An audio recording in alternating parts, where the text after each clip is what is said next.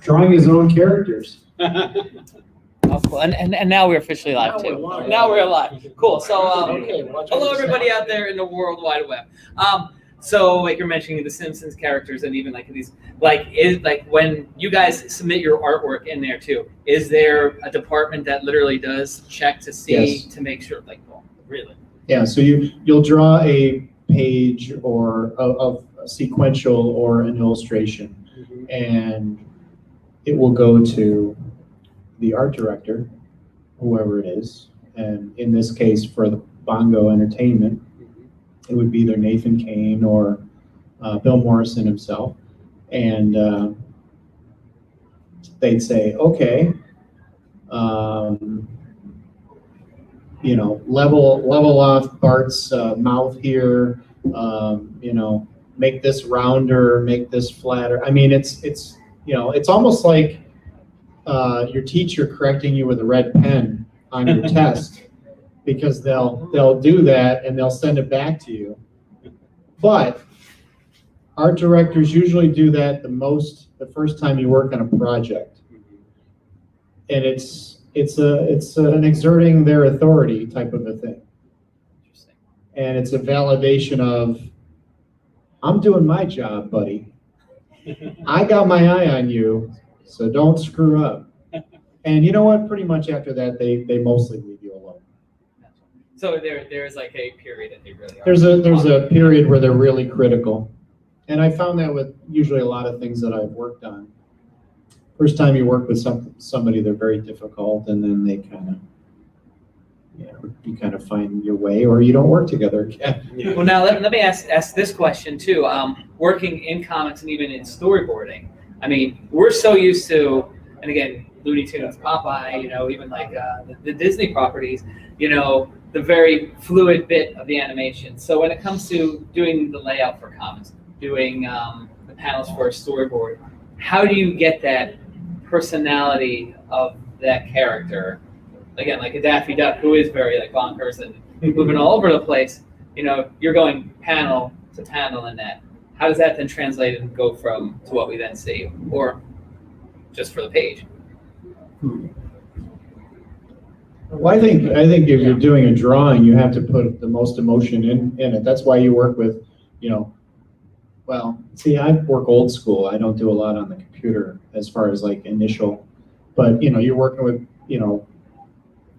you draw the panel image on a piece of paper, and you're working with tracing paper and light boxes, and you get the essence of it, and then you can crop whatever you're drawing and then transfer that to sequential. So there's a lot of little scraps of paper everywhere when you're working on something, and then you that's what computers are good for. You can scan that and composite them and clean them up after that. But I think most of it's just getting the emotion in the initial drawing, and then you can shrink it down or make it bigger or crop it. You've got to get that emotion in and sometimes you crop out your best work. You're like, oh, I had to take only part of that great drawing that I did. Well, because what I would almost imagine too is, taking a character and, it sounds like you're almost becoming an animator while you're doing it on the spot, because, is this the right second that shows that emotion of the character? For the right second, that's really where the storyboards are too, because and more so in comics, but I'm really doing a key frame, just like a comic book panel too. So whatever that emotion is what I'm really focusing on for that frame, and then I move on to the next one. But yeah, exactly the comic layouts. So storyboarding and comic book layouts are very similar. Didn't some of the Disney did some comics back, I don't know, 20, 30 years ago, and they actually took almost storyboard images and composited them into comics. Yeah. Yeah. Oh yeah. Like from the movie, like still almost like. Yeah, I've seen that. Yeah, they take still images from movies. Yeah. Like, oh, here's an Aladdin comic. Oh, it looks exactly like. Yeah. Celluloid, right? Yeah. What has been some of maybe the more difficult aspects of doing these characters throughout your careers? Well, the Simpsons has to be exact, so it takes all the fun out of the spontaneity of it. Yeah. You know, later on when they did the comics, they kind of let up a little. But it's funny that the comics were towards the end were more. It was more. They wanted to be more illustrative, and you know, you can put your own personality into it. Whereas the TV show they've sucked all the joy out of the TV show because it's so. Very formulaic. Well, the animation is so slick that there's no life to it. It's insipid in a way, you know. Sorry, they don't employ me anymore anyway. So, well, no, I think you know, I think it's important for young people, and we have I see some people drawing here as we're talking, which is great. I think Sorry, I'm still paying attention. No, that's fine. Just like draw. Yeah, I it's know. really class all You're the catching time. everything. Yes, But I think one of the things that young people or people who are looking to get into careers this way need to understand that it's not always sunshine and rainbows. You're working for these big companies. Yeah, I think, especially licensing, everybody wants to put their spin on it. Okay. Like as far as like Looney Tunes, I mean, there's so many different styles that you can do. But on some specific, like Simpsons, it has to have that certain look. And then sometimes with the licensors, they don't like something. Like example I had was Bugs Bunny's ear was like a little centimeter off. And could you just change it? I had. The answer is always yes. But it sucks. Okay. Sometimes I tell people I'd send it back unchanged. Really? And say, yeah, here, and it'd go through. I've heard stories of that happening. I mean, the worst story we had was when we were working on the Warner Brothers books. The art director, okay, they wanted, hey, I think it's funny if we have a back shot of Bugs. Hello? Okay. Yeah, if we have a back shot of Bugs bent over, looking out between his legs. And I was like, Yeah, go ahead. I can get it. so I'm not working for him either, so I can say, No, no. go ahead. So Yeah. I'm like, okay. So I go, I don't think that visually that would look right. And the art director was very persistent and going, no, I think it'll look great. And so we drew it up, sent it to Warner, and Warner's like, are you out of your mind? I was talking with Jay Stevens once. He created Tuttenstein for Disney, and he did Secret Saturdays or Jet Cat Funhouse. And I asked him once. I said, I love Tuttenstein, your original vision. That cute little mummy that walks around this museum at night.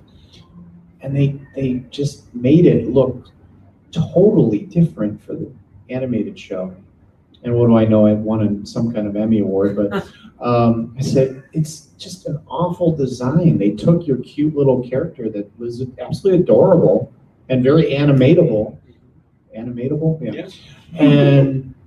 And they just made this grotesque thing. And it's like, and he's like, I said, are you okay with that? He's like, well, yeah, because they paid me. And two,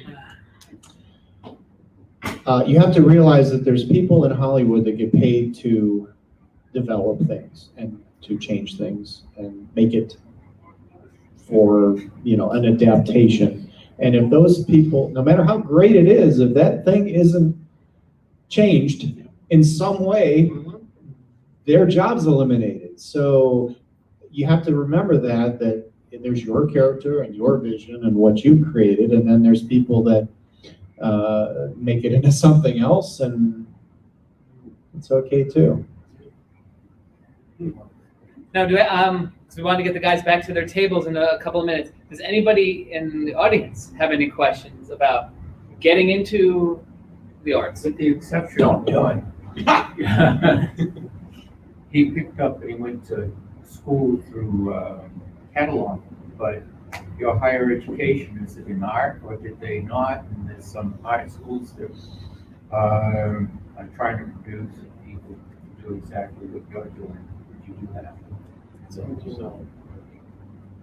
Disney takes everyone else. Yeah, I mean, Cal Arts, they have. Disney hires a lot out of Cal Arts. Of course, I had my internship with my individual guy, and just stuck with it ever since. But I mean, there's some good art schools out there, for sure.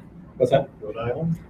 Yeah. I had a couple students that I taught them when they were young, and they actually went to the Savannah School down Yeah. there, and both are working. One's working for the animation department for they do the ones that do Archer, whatever company that is, Oh, and the other one is drawing Rick and Morty comics and Invader Zim comics. So they're doing well. And I think the one thing to stress is too, I mean, schooling is absolutely 100% important, but I think, starting young and just, honing your skills is really where it is. And I mean, you may even go to an art school, you may not get into a Disney or Warner Brothers or Simpsons, but, we live in this world of technology now where, you can create animation or a comic book and the world can see it without being under one of these major things. I mean, and just like where we are this weekend, we're exposed to all these great talents here. I was going to point that out. I mean, this shows like this are the best opportunity to bring your portfolio and to get some thoughts and opinions on how you're doing and what suggestions these professionals might give you there. I started going to Comic-Cons at 13 and showing my artwork, and so that's how I got better. Then when I was 16, I got to work with Dan on the show. So I mean, and always network and always have a business card with your information. So if somebody sees something that you're doing that you like, I've hired teenagers myself, and so in fact, I was looking for artists today, and so today we talked about a comic book project I just landed last week. So yeah, there's great networking opportunities at any show like this.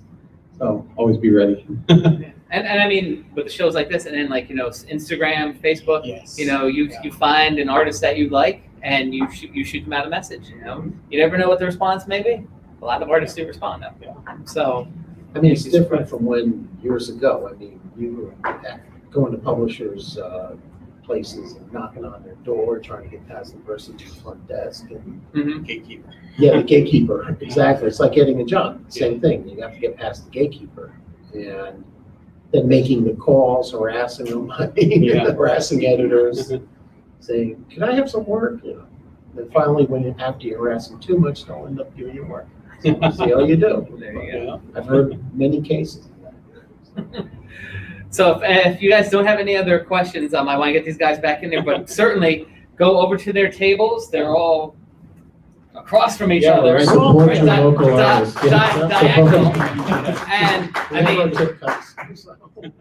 all kinds of great art, great merch. So go check them out and ask your questions. Any of you guys are artists. Yeah. Talk to Thank them. you, guys. Thank you.